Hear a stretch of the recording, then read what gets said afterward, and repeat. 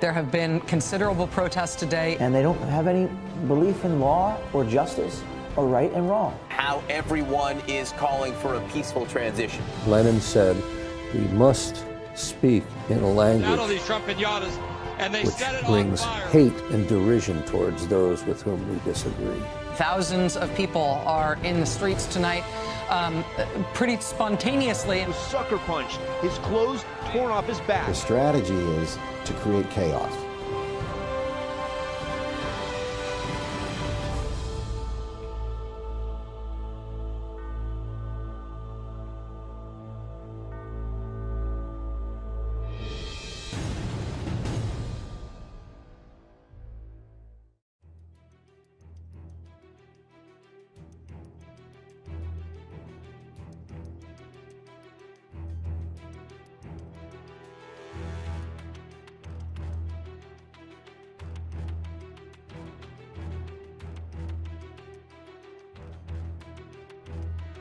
Lenin said, we must speak in a language which brings hate and derision towards those with whom we disagree.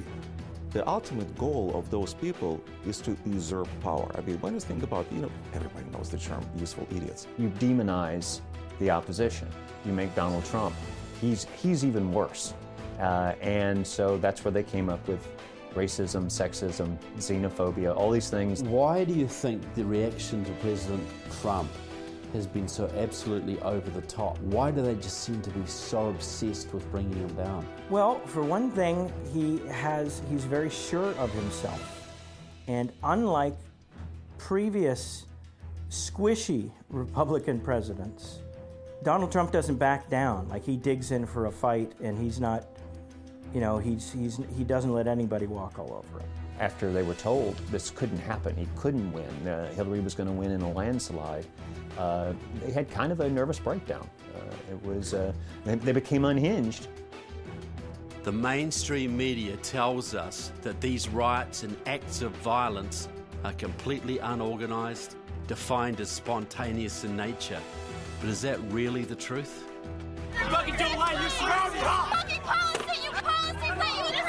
Seeing these demonstrations are understandable. I don't think there's any evidence they're caused by professional protesters. You don't just make a spontaneous protest where 1,000, 2,000, 5,000 people show up with a specific agenda in mind. You don't create things like that. That comes through organization. My name is Trevor Loudon. I'm an activist, author and documentary filmmaker from Christchurch, New Zealand.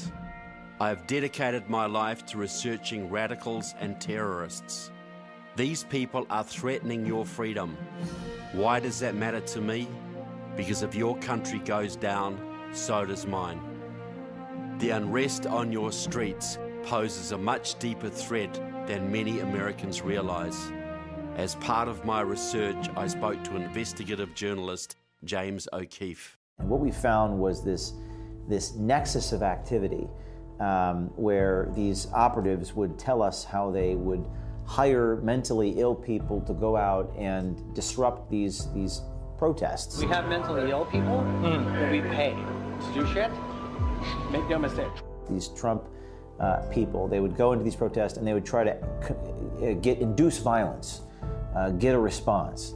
And if you watch these videos we produced, it's disturbing, the candor and the degree to which they bragged about doing this. This guy's name was Scott Foval. He worked for a nonprofit organization in Wisconsin, and he says, quote, the Clinton campaign pays the DNC, the DNC pays this group Democracy Partners, which is a consulting firm, and Democracy Partners pays the Foval group, this is Scott Foval, this individual, and they go out and they execute the expletive on the ground. The campaign pays DNC, DNC pays Democracy Partners pays the Foval group goes and executes the shit on the ground. And this guy at the top, Bob Creamer was his name, an old friend of Barack Obama, community organizer. This guy at the top was involved in all of it. In fact, he went to the White House some 300 times, met with the president 47 times. And he was forced to resign his post as connected to the Clinton campaign as a result of these videos. You uncovered the Fauville operation. Do you think there are other similar operations going? Absolutely. In fact, right now, we do have some people, I think you guys went into one of these J20 groups, where we have people who are inside the boot camp, which was the planning session for the inauguration on the 14th and 15th of January, and exposing all the different techniques and tactics. Some of these things are blatantly illegal, and some of them are violent. Most of them are just illegal.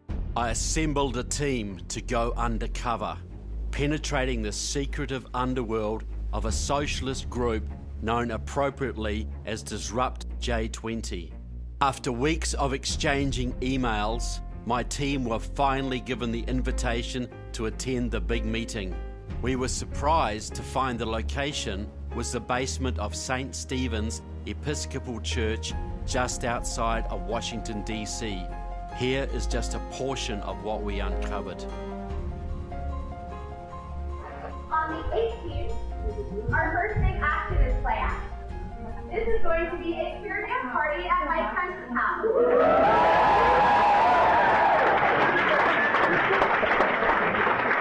got a bunch of folks who are organizing that. It's going to be a lot of fun. It's going to be the last few days living in Chevy Chase before he moves into the Mike presidential residence, and we're going to send him off with a bit.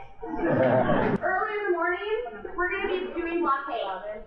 We're going to be blockading checkpoints into the security zone.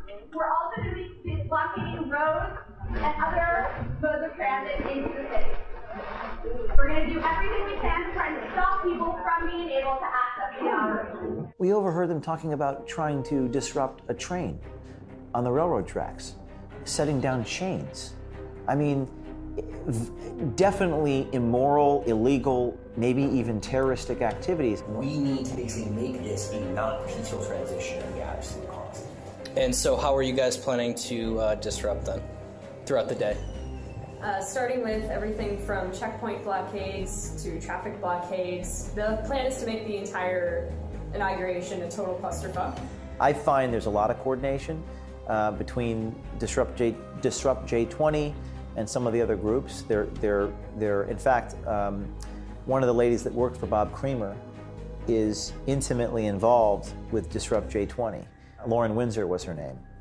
There are clear ties between the Democrats and the J20 movement, but our team has discovered even more troubling connections. Here we have assembled profiles of the puppet masters guiding the chaos unfolding on America's streets. All are leaders of the Workers' World Party or the Freedom Road Socialist Organization.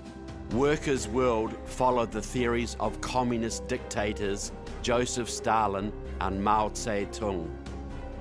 They have been organizing protests and riots in the United States from the Vietnam War to Ferguson, Missouri. Freedom Road supports several Muslim and communist terrorist organizations. They have extensive networks in college campuses across the nation, and they can rally thousands of young people to their causes. Larry Holmes leads the Workers' World Party. He loves North Korea. Donald Trump, not so much. Yesterday he was a monster, a racist, a misogynist, and today, well, he's our president. We must give him a chance. We're not giving him a chance. No peace, no peace, no Trump. No peace, no Trump. Workers' World Youth leader Tom Michalak has been an active leader of the anti-Trump movement in New York and Detroit. In 2014, he traveled to Moscow as a guest of the anti-globalization movement of Russia. The United States government is the greatest enemy to the peoples of the world. Good evening, comrades and friends. I visited Moscow, Russia. Our host for the duration of our stay was Alexander Ionov, president of the anti-globalization movement of Russia. The underlying current among all their members is a staunch opposition to Western imperialism and the determination that all nations have the right to self-determination. The movement is led by Moscow businessman Alexander Ionov. Comrade Ionov supports Syria, Iran, Venezuela, the Palestinian Authority, and anyone else who hates America. Hello, comrades. Funded directly by the Putin regime, the anti-globalization movement brings radicals from all over the world to Moscow to build an anti-globalist, or rather, an anti-American international movement. Freedom Road Socialist Organization leader Joe Eierspacher of Chicago was a guest of the anti-globalization movement in 2014 and again in 2015. The largest loss of life in recent decades has occurred as a result of U.S.-led wars. I thought this was all a thing of the past. Why would Russia be supporting these kind of people today? Russia's strategy now is not like the Soviet strategy of before in promoting an ideology and getting people to support an ideology. The strategy is, the other half of old Soviet strategy was to create chaos. So because it cannot, in a practical way, challenge us militarily, it can challenge us politically by promoting chaos. We in our country have a right to be whatever our political views are, but once any American starts collaborating with a regime that has thousands of nuclear warheads aimed at us to wipe us out, that's a completely different story.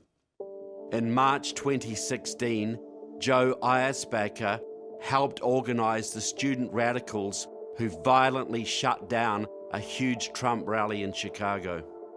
Late last year, one of the leaders of the anti-Trump movement in Chicago, Joe Eierspacher, spoke at a Chicago event with the Venezuelan ambassador to this country, and the purpose of the event was to organize opposition to candidate Trump. Does that concern you, or do you see any significance in that sort of action?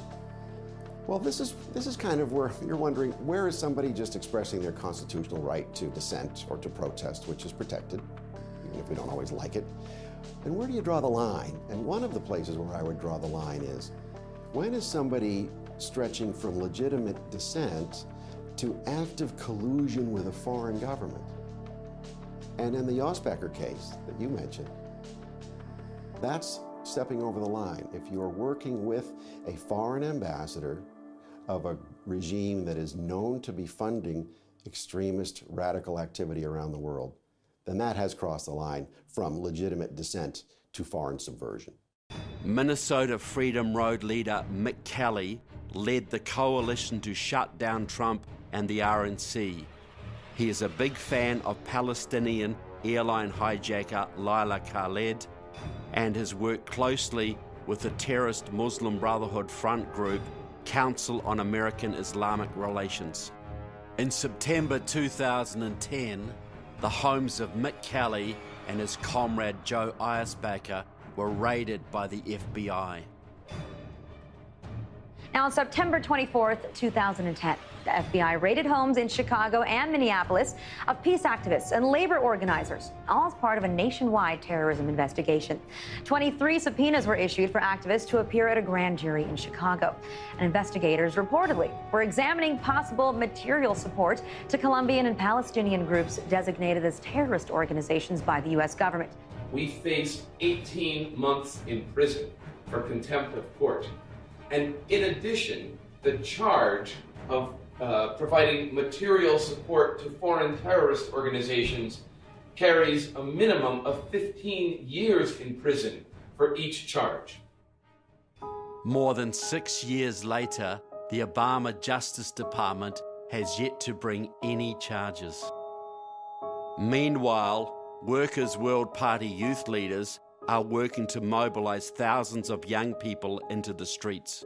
Taran Fivek, who works on Syrian refugee resettlement for the United Nations, is running J20 out of New York. Romero Funes, a journalist, is organizing mass protests in Los Angeles. So I've been involved with other comrades in planning the resistance that will happen on J20. It's going to be one of the most important political events in modern history.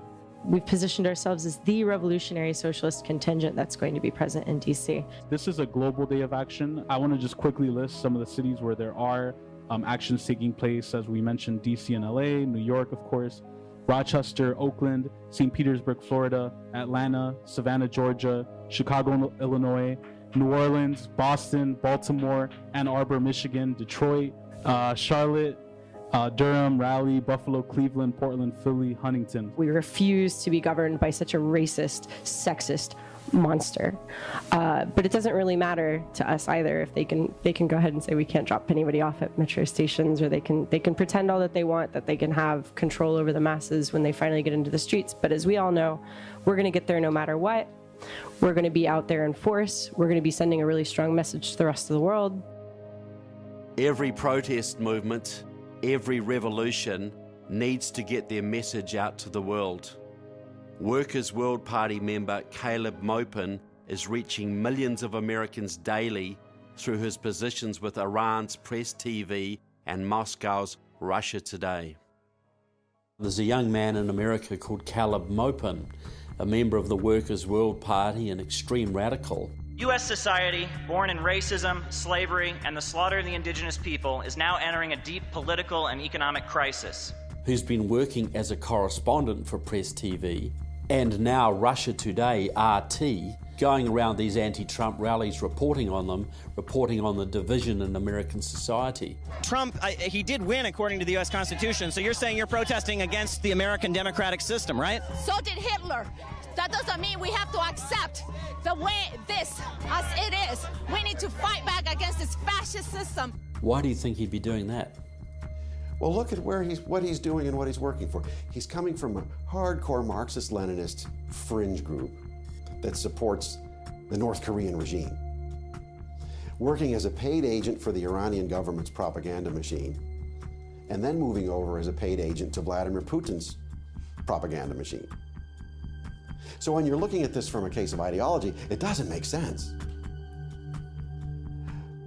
How can a communist be working for Shiite Islamic fundamentalists and then for the gangster regime in Moscow? But if you think of it from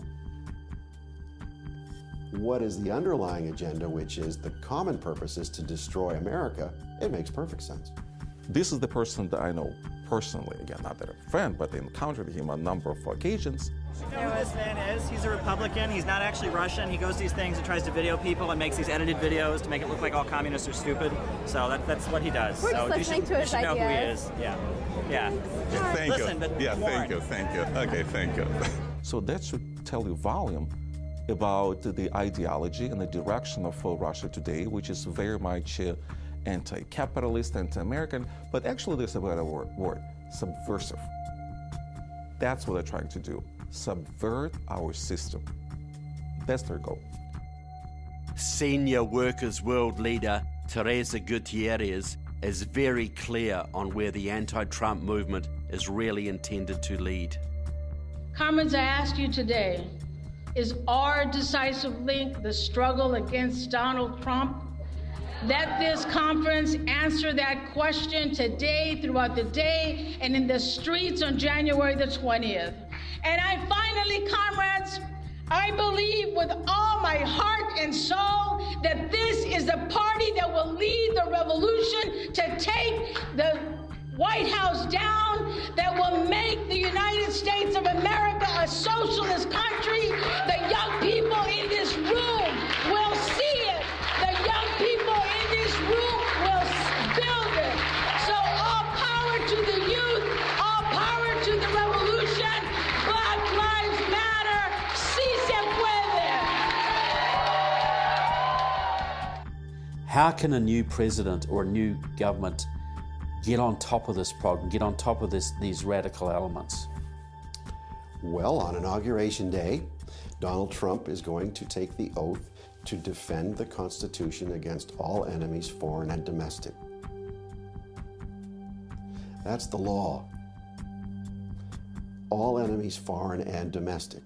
So the law recognizes that there are foreign enemies out there using subversion to destroy our constitutional way of life. But the law also recognizes that there are domestic enemies here in our own country that seek to destroy our constitutional way of life. Donald Trump has to take that oath more seriously than any other president ever has, because the problem has gotten so bad. In our lifetimes, this great country has never been so deeply divided. Unity depends on tolerance and respect for those who disagree with us. To conservatives, liberals should not be our enemies, but honest opponents. Our common enemies are the extremists of both sides who seek to divide us.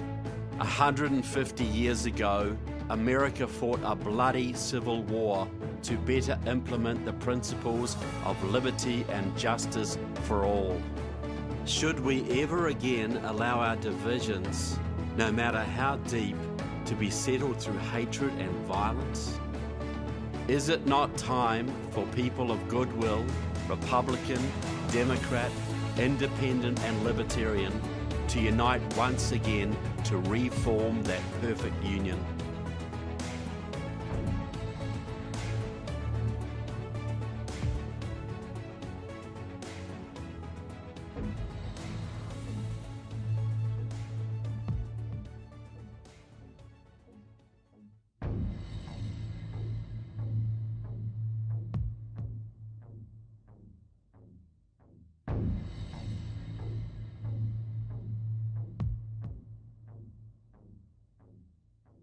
Sisters and brothers, we are going to build that massive counter-inauguration protest on January 20th. We are going to shut this down. You know something? Trump has started something. We're going to finish it.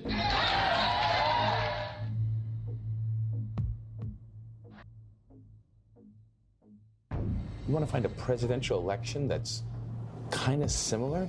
You got to go back to Abraham Lincoln to find a moment when the country was so divided about an election. And you know what happened when Lincoln got into office? Within a few months, the South succeeded. Now, I'm not predicting secession or civil war, but I am predicting this because it's an easy prediction. The struggle against the Republican agenda, against the Trump agenda, it's on.